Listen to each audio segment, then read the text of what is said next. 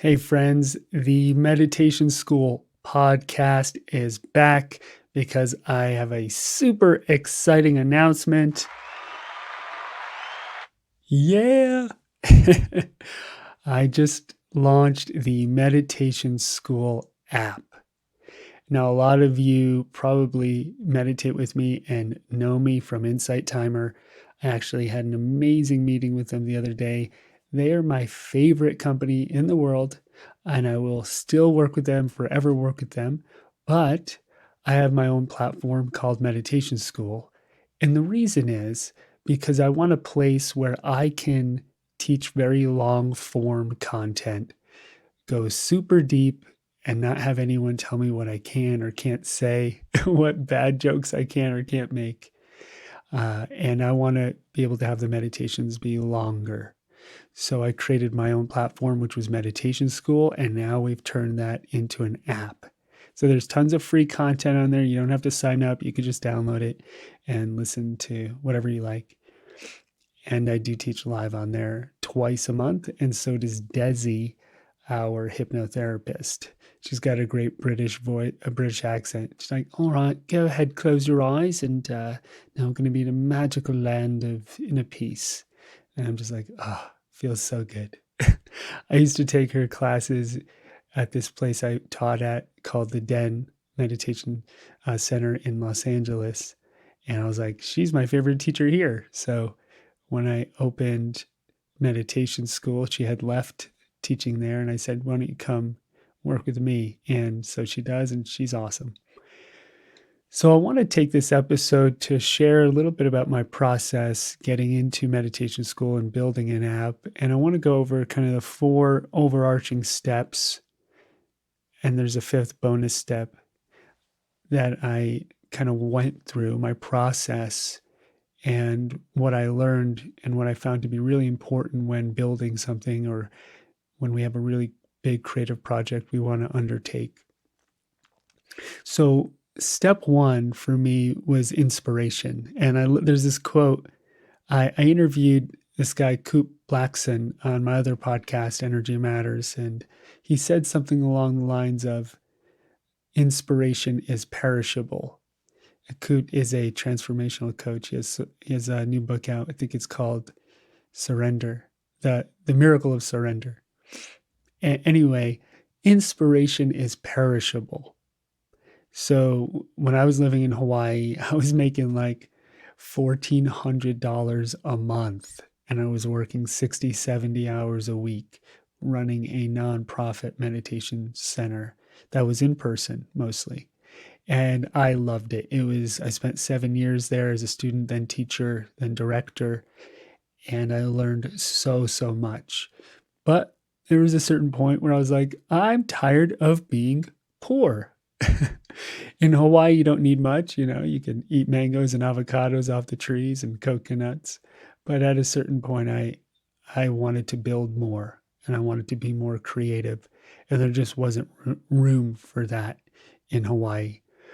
I picked up a book by Tim Ferriss called The 4-Hour Work Week, which, you've probably seen or read. And it really inspired me not to work 4 hours a week because that never happened. You could definitely add a 0 to that and more. But when I read it, he kind of opened up my world to a new possibility of creating and doing things. And so I started to build my own online content and started to share. My first company was called Grounded Mind. I lived on my brother's couch for a year in upstate New York and slowly built that out. And then I started working with Insight Timer. I worked with a couple of other really big meditation apps that I eventually kind of withdrew from because I didn't like their business models, their management styles, the way I love Insight Timers. They always put the users first and money second. And then I built Meditation School from my live classes. And so step 1 was inspiration. I had this inspiration to build something new. I had this desire to teach. And then step 2 was idea phase. So we go from inspiration to more of a solidified idea. I didn't have so much clarity, but I knew I wanted to get online and to teach larger groups and to be able to reach more people. And so I started building a foundation for that idea. And then step 3 is kind of a big leap. I had to one day, sit down and decide, what's my ultimate goal here? Is it to reach 1,000 people, 100,000, a million? Is it to write books? Is it to travel and teach? Is it to have my own business? And I realized it was all of the above. I wanted to reach as many people as I could. I wanted to be playful. I wanted to have no boss. I wanted to teach retreats around the world and write books and all of the things and have an app. And eventually I got to pull off all of those things. And I am very average intelligence. So if I could do it, I think pretty much anyone can. Perhaps all I did was follow that very deep gut intuition. So I had the inspiration and the idea, and then I set that very clear end goal. And then the fourth step was to take action and reverse engineer it. So we have to truly take consistent action over probably long periods of time to master anything in life. So I had one arc, I would say it lasted about 10 years, 7 to 10 years of becoming a teacher. And then I had a second arc that was another 7+ years of learning the entrepreneurial side so that I could do my own thing and be free. And there's this saying, you want to take two ideas, good ideas, have them have idea sex, and then birth an idea baby. And Meditation School, the app, is the idea baby that has birthed from those two arcs. And so that fourth step is reverse engineering our end goal, right? All right, my dad was a engineer for 35 years. He built some of the biggest skyscrapers in the world. They didn't start building the building before they had the blueprints and the outline and the architecture, knowing exactly what the building will look like down to every single inch. Because if you don't, the building will fall down. So why would your business or whatever you're trying to create, your relationship, be any different? So I had to be very clear about what I wanted it to look like. And then I reverse engineered it. And I'm continuing to. I'm still building and growing.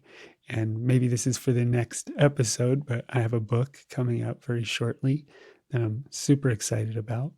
I'm doing a summit with the Shift Network and some really cool new stuff with Insight Timer. All very exciting. And we're building a relationship platform that I'll share soon. So, David, when do you sleep? Don't you have a sleep podcast? Yeah, I fall asleep recording it. I'm a serial creative entrepreneur type of person mixed with the spiritual leaning teacher. It's just who I happen to be. And it wasn't until I embraced that I started being really happy and finding my place in the world.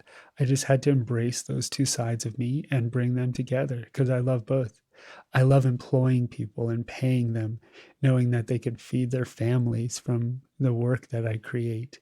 I love helping other people start their businesses in the wellness area. I love sharing in that way, and I love philanthropy. So we've just launched the Himalayan Children's Future Fund, and we help orphanages in Nepal and maybe soon in India.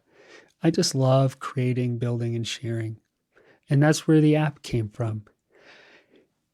And I want to finish by sharing that fifth step, the bonus step, which may be perhaps the secret ingredient and the most important of all, which is what I've just been talking about. And it's learning to share and give. So if you build everything for yourself in a selfish way, you're never going to get anywhere in life. And even if you do, you're going to be empty inside. And you'll end up building a spaceship that looks like a penis. Whoa, David, take it easy. A phallic spaceship. I'm just kidding. I Jeff Bezos, whatever. Maybe he's a cool guy. I've never met him. Um, so you have to truly be willing and ready and wanting to share that love and connection. It's kind of the underlying subtle fabric that weaves through everything else that we do. If you don't, whatever you build will never grow. If you want a relationship all for yourself, and it's not about making somebody else happy, or maybe we can't make other people happy, but sharing our love with them and growing together, then you're going to have a bunch of lopsided relationships. Same in business partnerships, same in entrepreneurship, all across the board in life. So, and that's something I can't be honest with you and say I always had, that I would just wake up every morning and be like, I want to share. It's something I had to cultivate. It's really something I had to slowly cultivate inside myself. I started asking that question: what do I want to share with the world today? How do I want to make an impact? And I almost started to mature in my own heart. And now I can genuinely say I think about that and feel that a lot. How can I make an impact on the world and help other people grow and develop?